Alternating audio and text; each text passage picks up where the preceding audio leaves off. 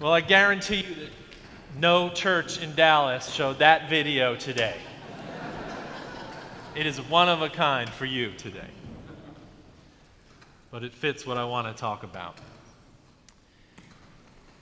Here's an image. 14 education administrators and teachers were paraded in the street. They were forced to walk barefoot. Signs were hung around their necks that said traitor, and their heads were shaved clean in public, women and men alike. And people came out from all around the city to hurl insults upon them. No, this was not in the Chinese Cultural Revolution, nor was it in Nazi Germany in the 40s. It was last week in Mexico. Their crime? Breaking a strike. Teachers and educators paraded through the streets for breaking a strike. Union leaders led a public shaming of them in the name of equality for all. Are we living in strange times? Game of Thrones fans will not only be excited about tonight's episode, but no doubt flash to the recent events in the show where the word shame was spoken as a leader was paraded naked through the streets by the cult of the purification of sins. Both real and imagined events feel like they are pointing to something happening in our society. Something way more than a puritanical strain. You see, the Puritans didn't parade people through the streets and shave their heads. They just refused people communion and shunned them for a period of time. But these events, I think, point to a moment in culture, in our world and our country worth our attention. And the worst part of this is you and I might be part of the problem. You see, we are currently being pulled apart in our country to polar opposites of those who want to return to America as it is imagined once was glorified and great, and those who want to preserve advances. And this is unleashed in many ways, many dangerous ways, not the least of which how the left empowers the right when it engages in violence, as we saw this week outside of political rallies. And the right, in return, hurls insults of incompetence and bleeding hearts at the left. As people are unleashed and saying whatever is on their minds, it makes it even harder to say anything from a pulpit like this, because civility is in trouble.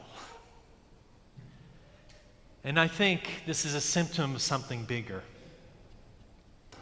In some realms, we are unleashed, or we see the unleashed speak unspeakable things, and in others, we see a new morality emerging, where we are constantly monitored on what we can say and what we can do. Now, I remind you, we are a religion of the freedom of the pulpit. And I know I risk a lot pointing out that this is happening in our midst and that we may be part of the problem. I look at this new morality as a comparison between what I call a guilt culture and a shame culture. A guilt culture, you know a lot about. You know you are good or bad by what your conscience feels. You steal the cookie out of your mother's cookie jar, and you know when you do that, you feel bad about it. Shame culture is you know you are good or bad based on what your community says about you, how they honor or exclude you. You steal the cookie, and your mother puts you naked out on the front porch with cookies on your head. That never happened to me. I hope it didn't happen to you. But I imagine, as an illustration, the difference. In guilt culture, people feel they do bad things. In shame culture, social exclusion makes people feel they are bad. Andy Crouch, who's working on this, says shame culture takes center stage in social media. We dread exile or condemnation. We have moved from the moral life on the right or wrong to inclusion and exclusion. The result is that behavior where groups give praise to themselves for acceptance and praise from others for being accepting of them. And within these groups, there are enforcers who build power and a reputation by policing the group and condemning those who break the codes. People are resultantly anxious about their participation in groups of all kinds. They feel like some moral wrong has occurred when dissent and disagreement occurs. And it quickly becomes a group feeling disrespected and in reaction violent and vicious. So what happens is that any group criticized, especially on social media, takes it personally. Talk of good and bad is deferred to talk of respect and recognition. You see, modern shame culture differs from the old save face and Puritan shunning. In those cultures, shame was the opposite to honor. But in shame culture, the opposite of shame is celebrity. The result is a deep insecurity in our world, in the moral system. Because everything then becomes based on inclusion and exclusion without permanent standards. No wonder our teenagers are nervous and anxious more than ever, counting their worth on how many likes they get for photos they post and funny things they say online. What I'm saying is I think we're seeing high school writ large upon our country. And this shame culture is also emerging somewhat in UU culture. It occurs in our being convinced that we are the most humble, that we are the most accepting, except when people disagree with us. It occurs when our justice work is all or nothing justice work, where attitudes can look like you are with me or you are against me. In our hope for right relations, for whole communities, we are pulling people into trials for their behavior they didn't even know hurt another. This happened to me online, and admittedly, I put my virtual foot in my mouth. I was a part of a Unitarian Universalist ministers Facebook group. Who knew that we needed that? And someone posted something, I can't even remember what it was, but I posted what I thought was kind of a funny response. Instead of humor or care coming back to me, the group turned on me, started to move me to the edge of exclusion. Now I get it, I am privileged. I have a privileged place, not only as walking as a white person through the world, male, heterosexual, etc., and large church minister among other ministers. But I was surprised, and I left the group. In UU culture, the General Assembly is now censoring speeches and sermons. One can't speak of certain things because it might make some upset. We have gotten so sensitive that we can forget we are in this together.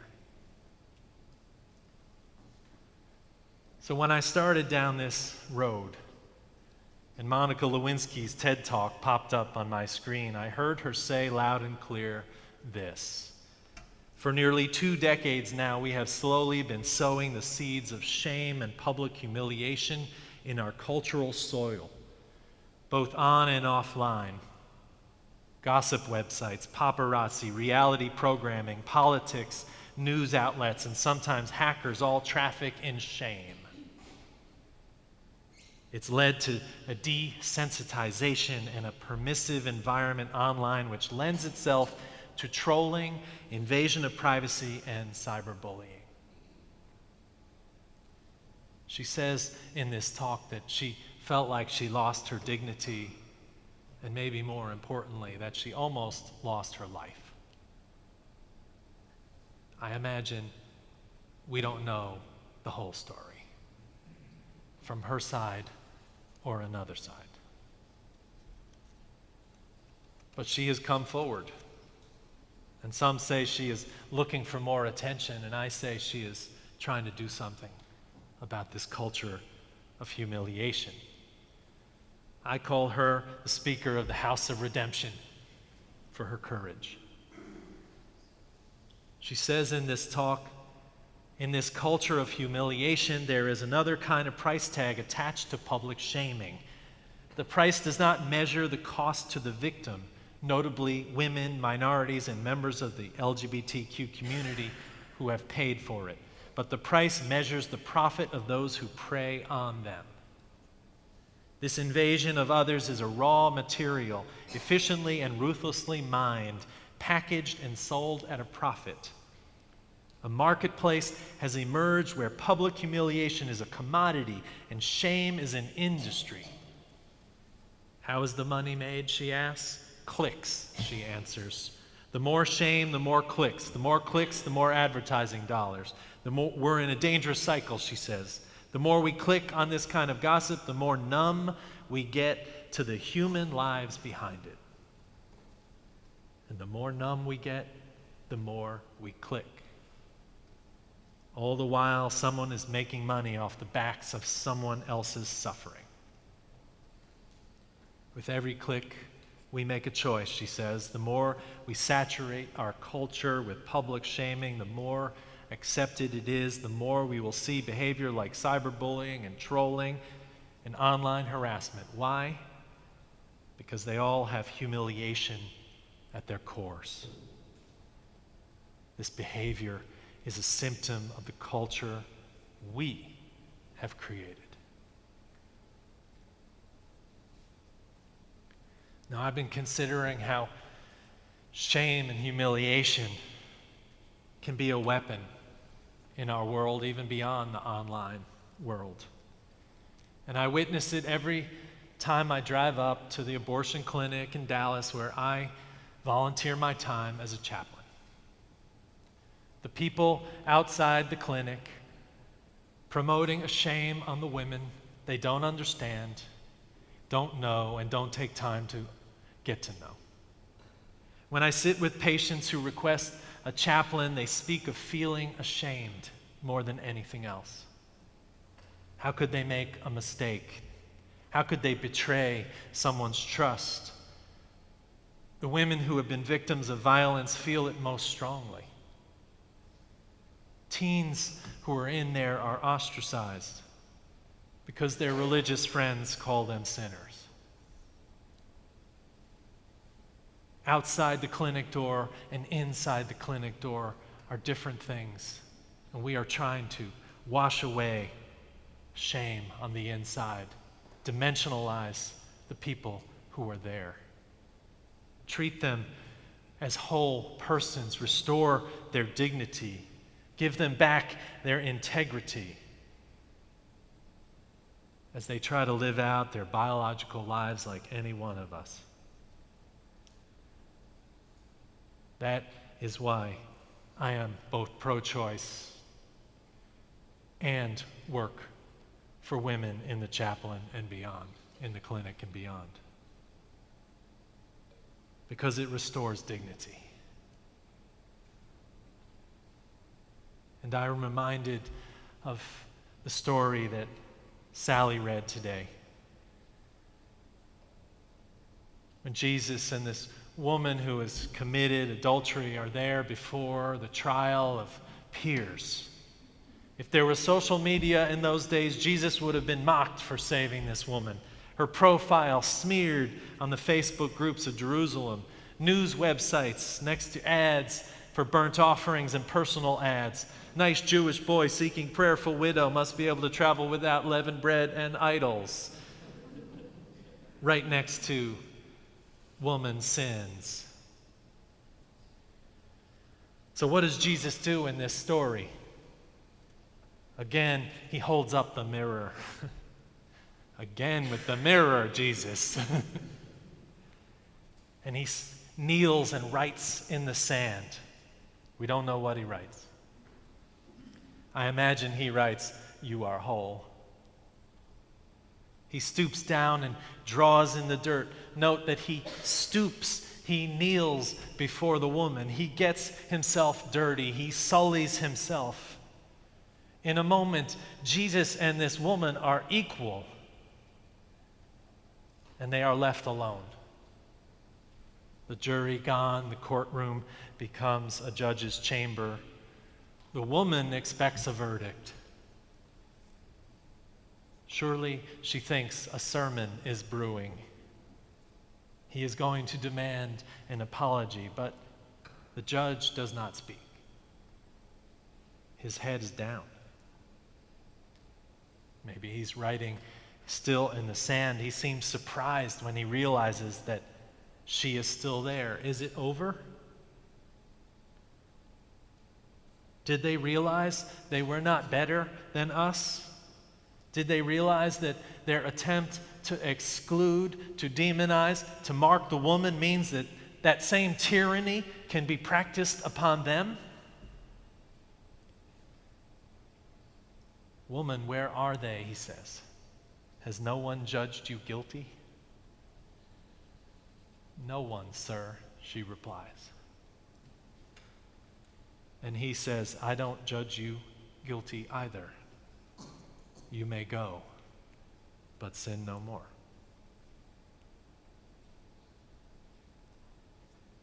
Admittedly, this is a universalist reading of this story. If I was a Calvinist, it would be a whole different story. The Universalists told us that sin's punishment was in this life. It trusted that each of us know when we have done something wrong, that we pay for those wrongdoings privately, that we don't need others standing over us with rocks. We don't need a God that is going to condemn us. We don't need a shame culture. We don't need a new Calvinism seeking trials in public, letters strewn on shirts. We need to see each other as whole, dimensionalized, all struggling together. The person who goes to the Trump rally and the person who stands outside the Trump rally. Dimensional people with hopes and dreams. And there have been victories against the shame culture. I think Monica Lewinsky in some ways is one of them. And last summer we saw the shackles of a culture of shame thrust upon members of our human family fall off. I was reminded yesterday when I stood in the chapel over here with Linda and Susan and wed them and said, we do this because we can. Because of that anniversary of the Supreme Court decision is coming up. Because that decision said no more heaping upon our LGBT family accusations and shame. And I was reminded that in that freedom, we have more work to do to honor dialogue and address fear and not exchange it by throwing others under the bus, especially right now, our transgender loved ones. Not putting the shackles on them as we talk about how they use the bathroom. More political devices to divert our attention from the real issues. What we need to do is to seek ways to free each other and ourselves. And our faith has seeds to help this. We never believed God would judge us for eternity. And we always believe that we need standards of justice and virtue that go deeper than the shifting fancy of the crowd. We need an ultimate good worth defending. In the guilt culture, you could hate the sin and love the sinner. In the shame culture, it is unmerciful to those who disagree with us. I can't believe I'm hearkening back to the days of guilt. But it sure beats this shame stuff. And we need to avoid, above all, the right hand of shame, which I call coercion. Deep in our faith is a movement toward freedom. And in 1937, Frederick May Elliott, the president of the American Unitarian Association and poetry fans' cousin to T.S. Eliot, didn't speak on shame, but he spoke on coercion. He said, a test of a man's liberalism is his refusal to employ coercion upon his fellow men. Apologies for the male-dominated language. He not only resents being regimented himself, but declines to have any part in regimenting others. The whole thrust of a liberal's working philosophy is in the direction of reducing to a minimum, he says, the amount of coercion to be used. And he is vitally concerned to enlarge the area in which human relations can be carried on and human values increased without even the suggestion of force. He believes that the best way to promote this end is to create and maintain such institutions as can be made to serve human purposes in a holy, free spirit. That's us. The institution that is built to lift up human purposes in the free spirit.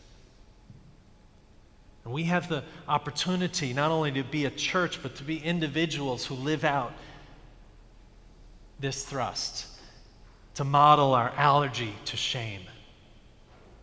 We can and should be a place for real freedom and a place where forgiveness thrives and hope drives us on. Where if a man or woman errs, they are not treated as one-dimensional, but loved into form. So if someone on Facebook disagrees with you, don't throw fuel on the fire. Don't participate in models of exclusion, polarization, coercion. Your homework is to scan your life for ways you are contributing to these forces that are sucking the spirit and life from our lives, our country, and our culture. And to make some bold changes, to stand on the side of inclusion, the gathering up of people, seeing them as whole. Eliot concluded his statement, "The liberal church is a company of men and women united in the quest of the highest values of the mind and heart. A church is a company of seekers and a bond which holds them closely together. That is their common confession, that what they seek is still beyond them." So, friends, this is a little light fare for the beginning of summer. A little kingdom of God work that we must do in a land that has taken the kingdom of humanity to the edge of civility. A little work that is around redemption that we can be part of. A little work on the behalf of the care of each other. A little work that lifts up our highest ideals. while the forces around us want to draw us into an uncivil dialogue, we have an opportunity to hold each other close, to hold each other accountable, and to hold each other in love. I preach this sermon for the good of us all. Amen.